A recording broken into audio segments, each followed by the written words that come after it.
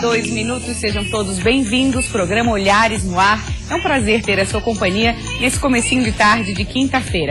Essa semana a gente está abordando temas relacionados aos homens, você já sabe. Hoje tem temas super interessantes, vamos falar de calvície, tem um debate sobre homens românticos. Você acha que ainda existem homens românticos ou eles estão em processo de extinção, hein? Você vai conferir a opinião de um conselheiro amoroso a respeito desse assunto. Nós vamos levantar também, gente, mais uma questão. Na hora da conquista, o que pesa mais aí na balança? É beleza? É a aparência física? Ou é o bom humor? Daqui a pouco você vai conferir, a gente tem informações bem legais sobre isso. A gente começa mostrando para você a noite de ontem, que foi cheia de talentos no nosso estado. Estamos falando da 4ª edição do Prêmio da Música Catarinense 2016.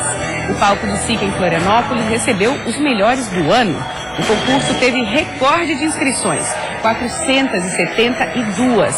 São 132 inscrições a mais do que no ano passado. Os melhores foram escolhidos pela votação popular e por especialistas do mercado musical. Nossos parabéns a todos os envolvidos e mais detalhes sobre o prêmio você confere no Band Cidade às 6:50 da noite.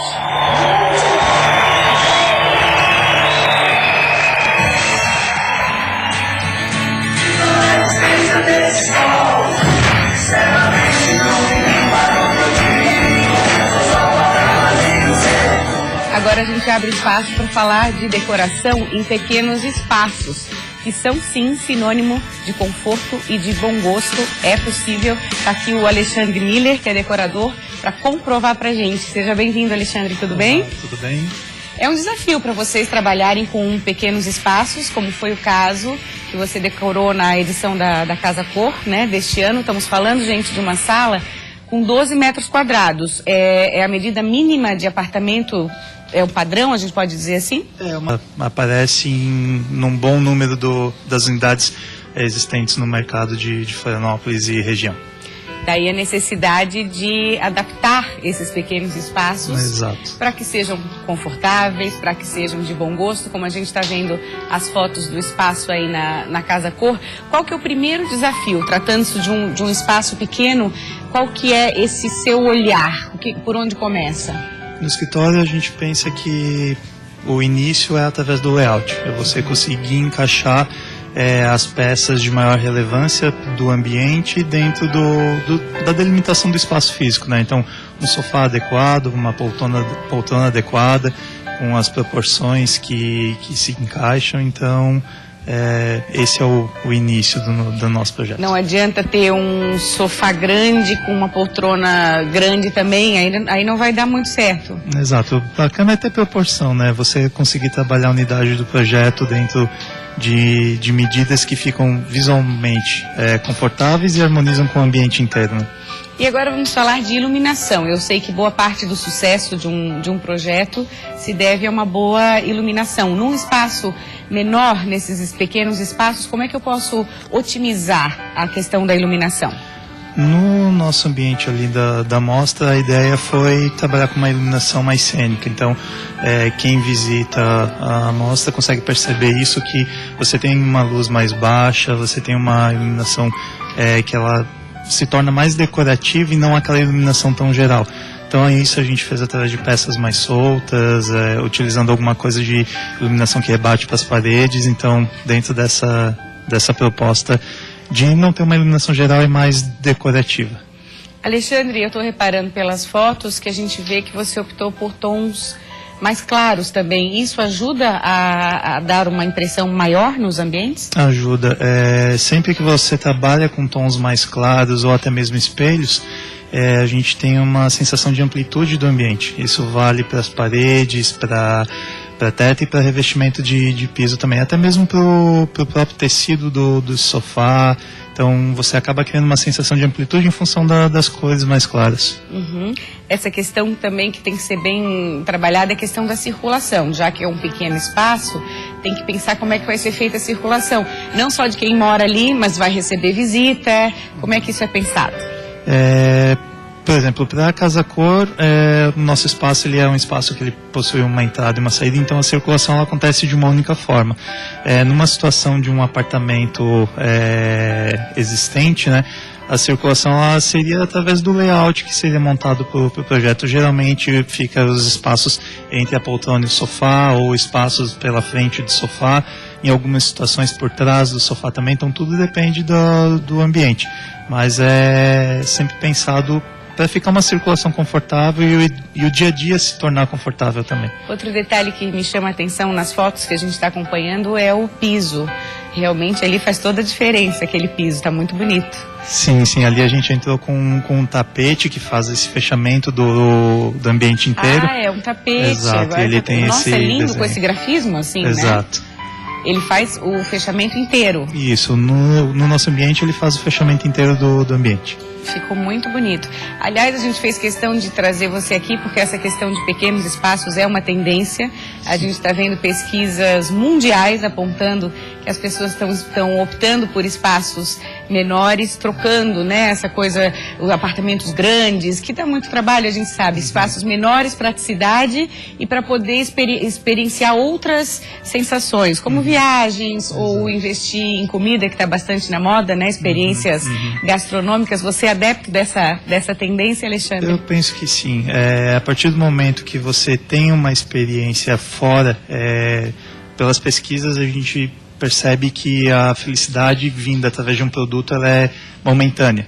E a felicidade vinda das experiências, das vivências que você tem externas, elas são mais prolongadas.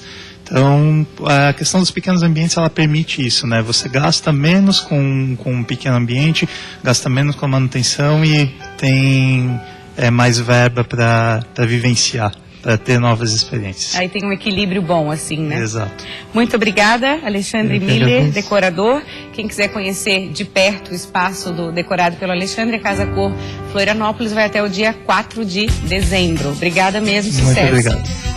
Gente, às 8h30 da noite de hoje tem a terceira edição do Fraternidade in Concert. É um recital de canto e de piano no Teatro Pedro Ivo, em Florianópolis. O evento é beneficente, toda a renda da bilheteria será revertida para a Casa Lar Luz do Caminho, um abrigo modelo para o recebimento de crianças de 0 a 5 anos. Os ingressos estão à venda nas bilheterias dos teatros Teatro Pedro Ivo, SIC e também no TAC pelos valores de R$30 a inteira e R$15 a meia entrada.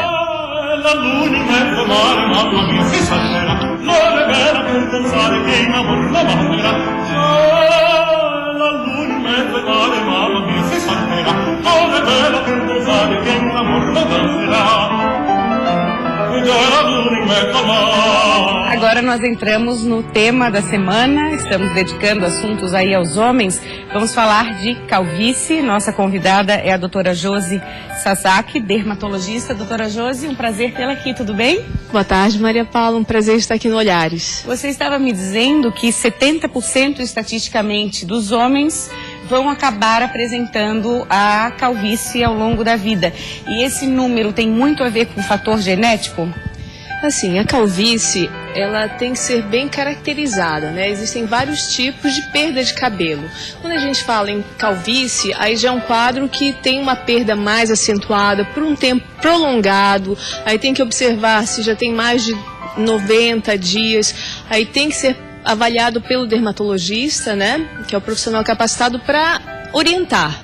Mas realmente, a frequência, quando ocorre essa queda acentuada que chega a um quadro de calvície, ela pode atingir homens em torno de 70% deles e em torno de 15% das mulheres. Das mulheres também. Geralmente a gente fala em calvície e foca só nos homens, mas mulheres também.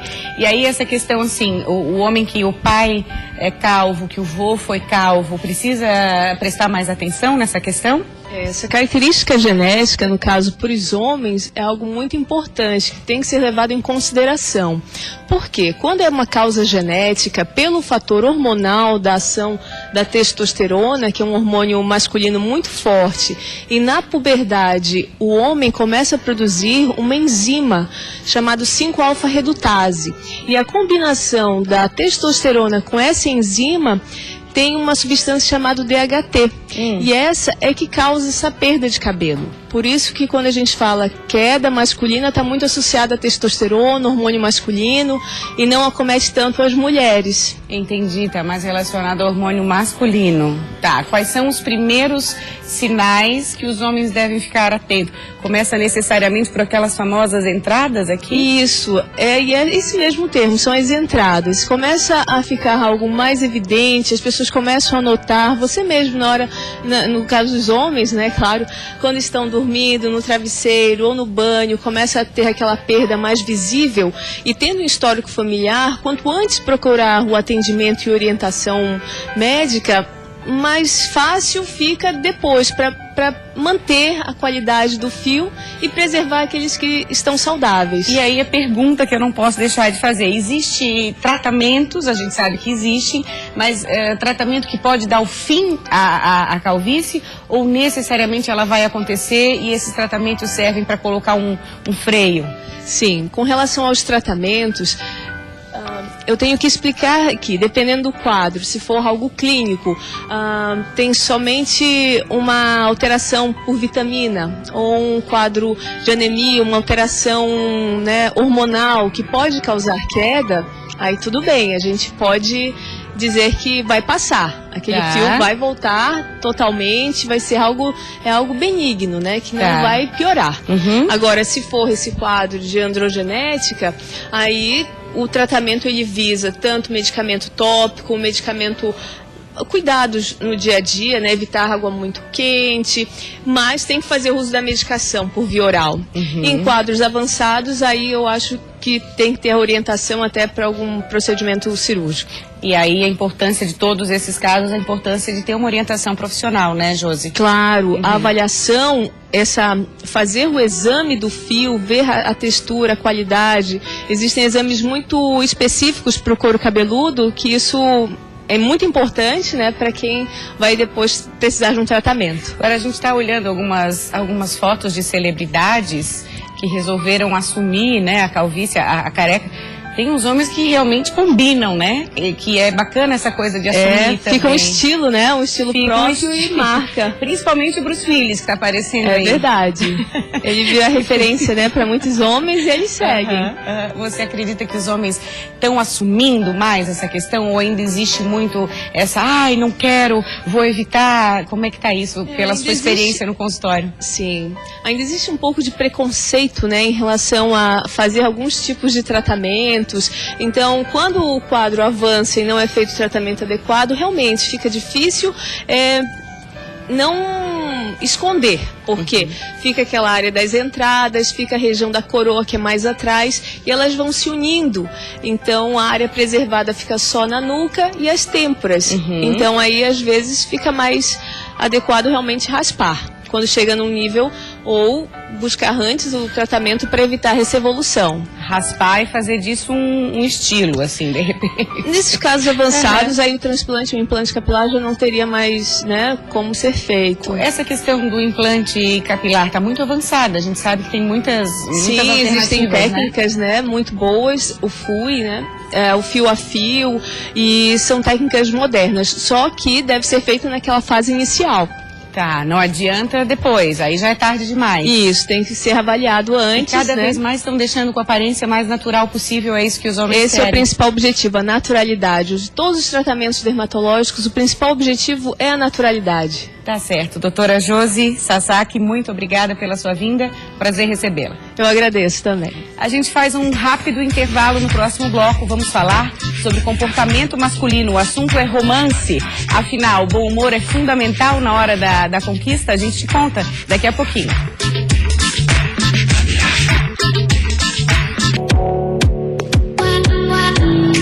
1h17 e agora o assunto é romance. Nós vamos falar sobre a questão dos homens românticos. Você acha que ainda existem? Estão em extinção ou nunca existiram? Existem, né? Eu acho que ainda existem. O negócio é procurar. Aí a gente fez essa pergunta para um escritor, pesquisador e conselheiro amoroso, Everton Anunciação. Ele respondeu pra gente através de um vídeo que ele nos enviou, que a gente vai acompanhar agora. A primeira pergunta foi essa. Questão do homem romântico, ainda existe ou está em extinção? Vamos acompanhar? Porque eu posso dizer, na minha estatística, pesquisas ao redor do mundo, diz que a cada 1000 rapaduras tem um petit gâteau. Ou seja, as mulheres têm que ralar muito para achar esse homem romântico. Só que isso é relativo. Tem mulheres que não fazem mais, já sabem que é difícil achar um homem romântico. Às vezes ela quer um homem que seja um companheiro, umas querem que o homem somente pague as contas, outras querem um homem bom de cama, outras querem um bom cozinheiro. Achar tudo isso num homem só, aí sim a estatística vai para muito mais complicada. E é exatamente, existe sim, existe esse tipo de homem. Alguns estão fragilizados, porque também algumas mulheres aprontaram com eles, então eles ficam mais receosos de mostrar esse lado do romantismo, porque realmente elas não são mais claras do que elas querem que o homem já chegue pronto, e esse homem está sempre em construção, porque os homens foram treinados para ser caçadores e não fazendeiros. E o homem é muito bom em escolher, só que ele não é bom em manter o relacionamento. Diferente das mulheres que não são tão boas em escolher um homem, estatisticamente, mas são ótimas em manutenção. Como resolver esse X da questão? Então, existe sim homem romântico, mas a melhor coisa para você descobrir isso no seu homem, realmente que você consiga mostrar para ele o que você gosta, o que você não gosta, como sendo uma amiga, e não uma mulher que espere um homem perfeito. Aí sim, conforme você conseguir a confiança dele, ele vai se mostrar. E se realmente não mostrar, você dá um feedback para ele, olha, eu gosto disso, gosto daquilo, porque lembre de uma coisa, eu vou deixar uma pergunta agora para vocês. Vocês, mães, mulheres, estão preparadas para ensinar um homem a ser romântico? Infelizmente, a maioria não ensina. Adolescência, para que daqui a 50, 20 anos, eles saibam ser românticos com as próximas mulheres, o que nossas gerações passadas não fizeram com nós, tá bom? Tá certo, o romantismo faz parte da educação também. A gente fez mais uma pergunta para o Everton. O Everton já veio aqui no Olhares, ele mora em São Paulo, por isso que a gente fez esse contato por vídeo. A gente perguntou o seguinte, uma queixa muito comum entre as mulheres em relação a essa questão do romantismo é o seguinte, no começo os homens são super românticos, abrem a porta do carro, mandam flores, parece que faz parte aí de uma conquista, mas depois parece que esse romantismo começa a decair. Por que isso acontece? O Everton respondeu pra gente. Existe uma história que diz que um personagem diz pro outro assim, eu queria conquistá-la para poder esquecê-la. E uma outra, que é de uma outra autora, Agatha Christie, que diz que os homens eles dão muito mais valor à caça do que à presa. Voltando àquele assunto, sim, nós somos preguiçosos. E, como crianças, não importa a idade, 50, 60 anos, são as horas que você realmente dá esse feedback pra gente, que você exige e precisa do romantismo, e não deixe criar no nosso vício, a nossa preguiça, que aí sim nós vamos continuar românticos, criativos, não com preguiça emocional. Então, de novo, sim, nós somos preguiçosos depois que conquistamos. E aí cabe à mulher sempre se mostrar sendo uma pessoa dinâmica. Ela não sendo uma fotografia do que ela foi no passado, mas sempre uma mulher querendo ser caçada por esse caçador, por esse homem. E aí sim, você vai estar sempre sendo conquistada por esse homem, e esse homem vai estar sempre se sentindo não ameaçado por outros predadores, querendo você, mas exatamente sabendo que você impõe limites, que você impõe direitos que você quer, da mesma forma que você vai dar para ele. Porque não adianta também você só exigir, também não dá para ele o romantismo que você espera, tá bom? Então, realmente, o poder de melhorar os homens está em suas mãos, mulheres. Se unam, você verá que nos próximos 15 anos, 10 anos, ou agora mesmo, a partir do seu, você vai ter novos relacionamentos e um homem romântico do seu lado. A gente agradece muito a participação do Everton, que é escritor, pesquisador e conselheiro amoroso. Obrigada, Everton. Falando em romance, a gente tem agora uma história muito romântica para mostrar para você. O vídeo já alcançou quase 30 milhões de visualizações no YouTube. A história é essa. Jim Smith, dos Estados Unidos, pensou em um pedido de casamento inesquecível para então namorada Jennifer Kessel. Durante 365 dias, gente, é o ano inteiro, 365 dias, Jim escreveu em um cartaz a famosa frase, quer se casar comigo? E gravou todos os dias. Depois, ele fez o seguinte, reuniu as imagens em um vídeo e mostrou para ela em uma viagem para Aruba, no aniversário dela. Só o fato de mostrar na praia já é romântico, né, gente? Quando o vídeo termina, Shana então pede para que Jennifer se vire e ele entrega a aliança. Será que ela aceitou? Claro, gente, ela aceitou. Para quem é romântico, o vídeo é super inspirador e emocionante.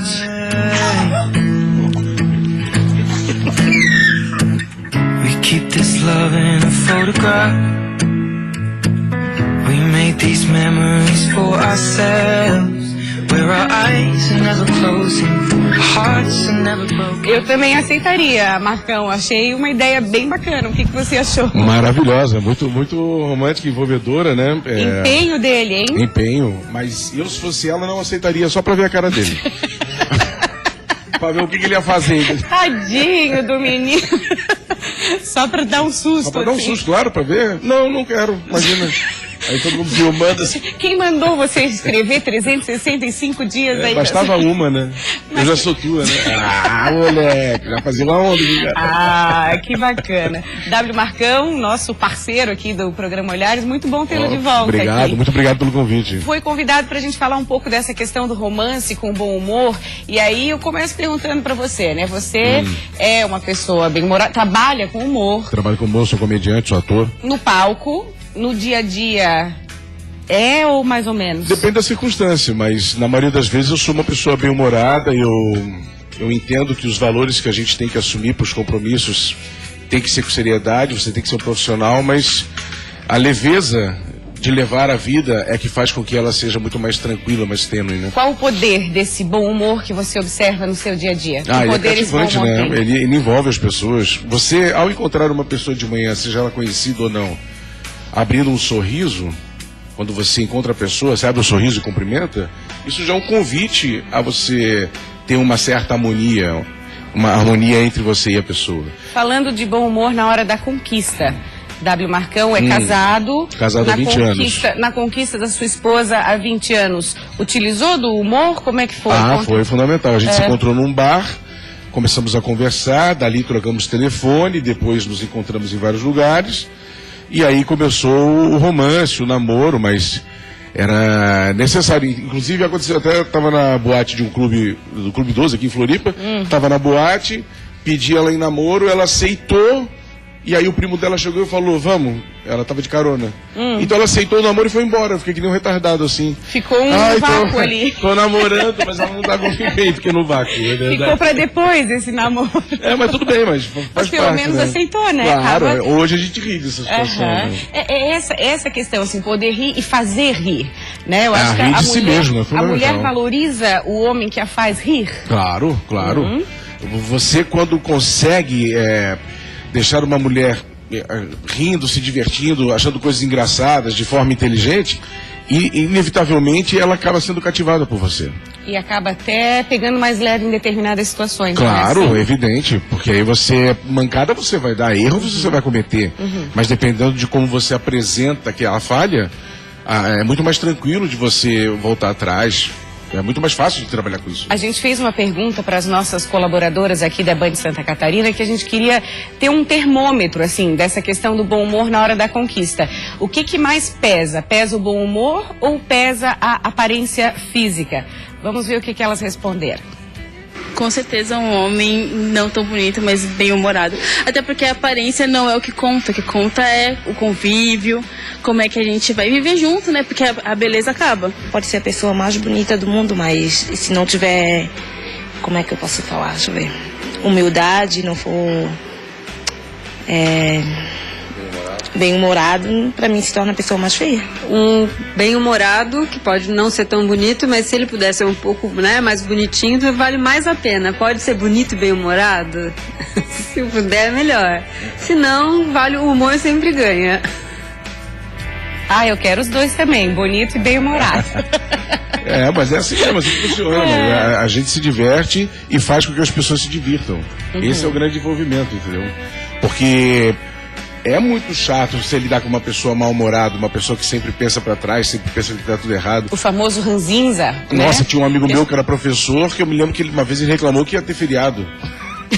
Então, porque ele tava com a matéria que só botar em dia, ele reclamando, vai ter feriado, que desgraça, vai ter que ficar em casa. Eu digo, rapaz, olha só, olha o peso que essa pessoa traz nas costas. Não. E devia reclamar pra esposa, e aí já fica A pessoa que nasce assim reclama pro mundo, né? É. Ela já reclamaria se nascesse e pudesse falar, né? Meu Deus, esse mundo, olha eu aqui, que desgraça. O que eu tô fazendo aqui? Podia ir outro gato aqui. Ai, gente, o Marcão é risada na certa. A gente adora quando ele vem, porque ele contagia o nosso estúdio de bom humor, que é essa ideia. Falando em bom humor, vamos na tua agenda, eu sei que tem espetáculo. É verdade. Hoje, na quinta-feira, eu estou na Casa Cor, dentro do espaço Sala do Poeta, do Dr. Cabral. A arquiteta Juliana Pipe fez com que esse ambiente da Casa Cor ficasse vivo. Então eu estou lá fazendo uma performance. Inclusive, você fez uma pesquisa muito Fiz uma interessante pesquisa, sobre o Dr. Cabral, né? Dr. Cabral é um dos caras responsáveis por trazer a Universidade Federal para Santa Catarina e por implementar ali onde era uma fazenda de gado leiteiro, hoje é a Universidade Federal. E aí a gente consegue perceber pela qualidade desse homem muito à frente do seu tempo e que aquela casa e aquele espaço onde ele tinha a biblioteca dele é um espaço muito interessante. E teatro, o que tem de Teatro, bom? nós temos sexta, sábado e domingo com a Carmen Fossari, fez uma adaptação de uma peça de Alfred Jarre, é uma peça chamada Ubu Rei. É a história de um rei que é influenciado pela sua mulher para destronar o rei da Polônia. Esse rei é bem-humorado ou não? Esse rei sou eu, ele é bem-humorado, mas ele é muito atrapalhado. Detalhe, sexta, sábado e domingo às 8 horas da noite, no Teatro da UFSC, de graça. Opa! Não tem como não ir. Essa coisa de graça deixa a gente bem-humorado. Ah, claro, com certeza, né? David Marcão, muito obrigada pela sua presença aqui. Obrigada a você pela companhia. Eu vou passar o programa para o Nader Khalil, que está chegando aí com o Repórter Band, e aproveito para deixar no ar uma pergunta para ele participar dessa nossa enquete. Nader, eu quero saber a sua opinião. Na hora da conquista, aí você acha que vale mais o bom humor ou vale mais a aparência física? Pode ser você com as mulheres e as mulheres também com os homens, tá? Fica aí no ar a pergunta, espera a sua resposta. Obrigada, gente, pela companhia. Amanhã tem mais Olhares. Até lá!